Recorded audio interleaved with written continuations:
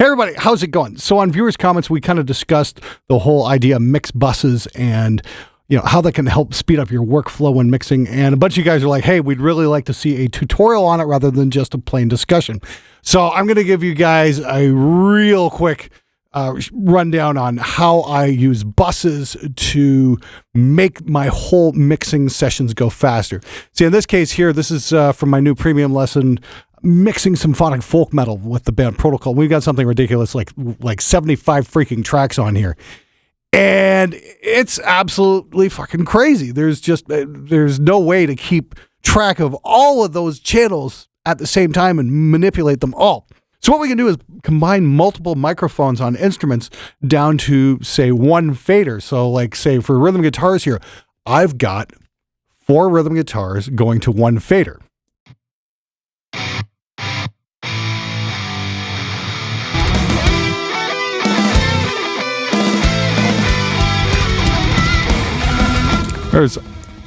There's a lot going on in this song.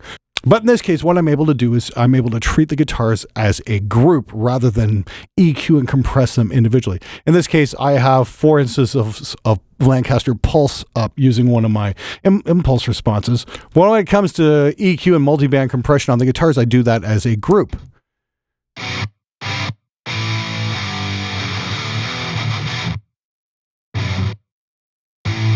Those guitars are a little bit muddy without that EQ.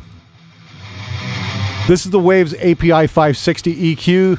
I saw Devin Townsend using this in a tutorial at NAMM a couple of years ago, and I thought, hey, that's pretty sick. That's pretty neat.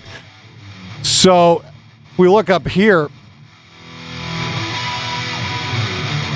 This is my track automation, and you can see just all the different fader moves are being made with one master fader. This one right here, the guitar bus.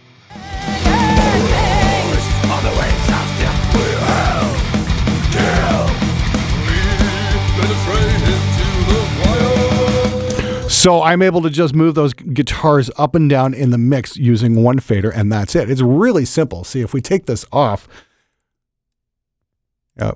Reaper calls them folders, but it's a bus, a folder. It's the same freaking thing. So now that fader doesn't work. All that EQing's gone, and now I'd have to EQ all these independently, and that would just take up huge amounts of time. Especially when it comes time to automate, and I want to turn those guitars up and down to work with the guitar solos and whatnot. So what we can do is just move these four faders into this fader, and we just turn them up, bring them down as we see fit. That's all 4 mics being controlled. So when it comes to drums, I'm doing the exact same thing with just the close mics. I've got them all going to one fader, and they're going to a drum leveler. And I'm using that actually as an expander to increase the dynamic range on those. Just makes it that much more punchy.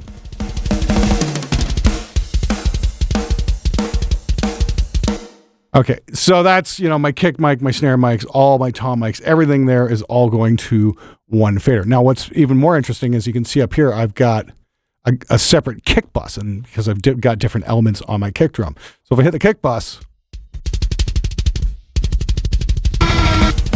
that's actually a kick drum and a separate bleed track. Whoa, what's a bleed track all about? You have to check out the lesson to find out what that's all about. But I've got a sub kick as well. When you combine the two, combined with the bleed tracks, that is. Now you've got all those 4 elements being controlled by one fader.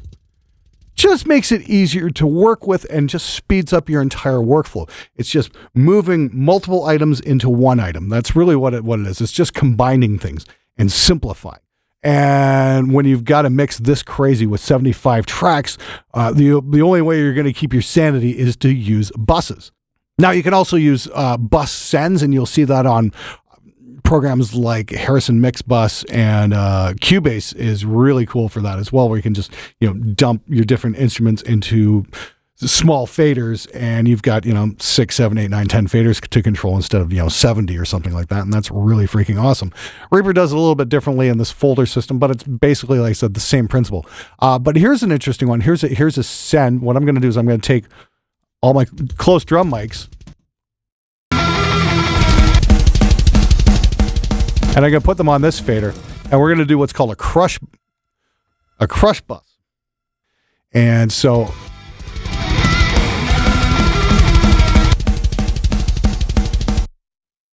So there's our close mics. There's a really cool preset in here for drums, which is just drum kit heavy comp. I touched on something similar to this in my Cubase tutorial, called it the Drum Smasher. It's the same idea here. And what we're going to do is we're just going to fade that in.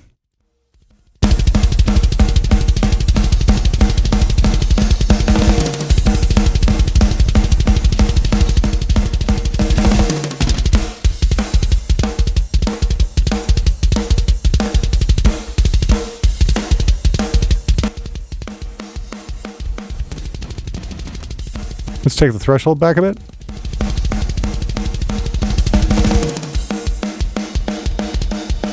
That's pretty slamming right there.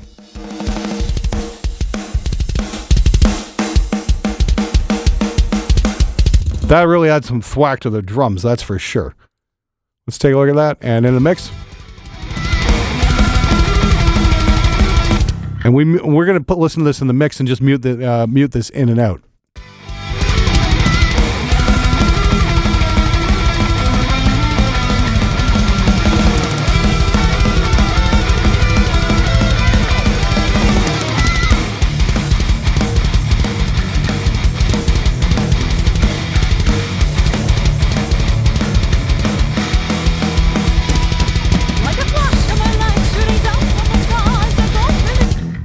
So it's a pretty simple way to get a lot of control really quickly over your mix by combining multiple faders down to just a bus track. Now, this song's got just a ridiculous amount of keyboards all over the place, but they're not constant. They're just everywhere, little bits here and there, and it can really drive you crazy. So just being able to grab a master fader here and just muting that.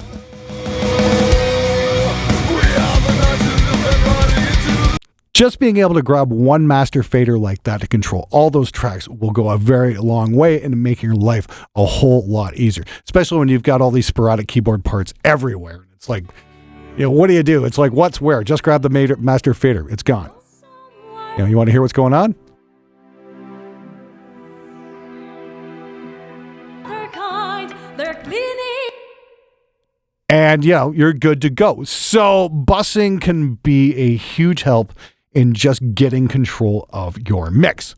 So the Mixing Symphonic Folk Metal lesson is on sale this week for 25% off. I'll have a link in the description below. And if you did want to check out those awesome waves, EQs, and compressors that I was using on this mix, you should check them out because they're on sale for the next couple days as well. As always, thanks so much for watching, and I hope you found the video useful. I'll see you guys on Wednesday. Got something special planned. See you then.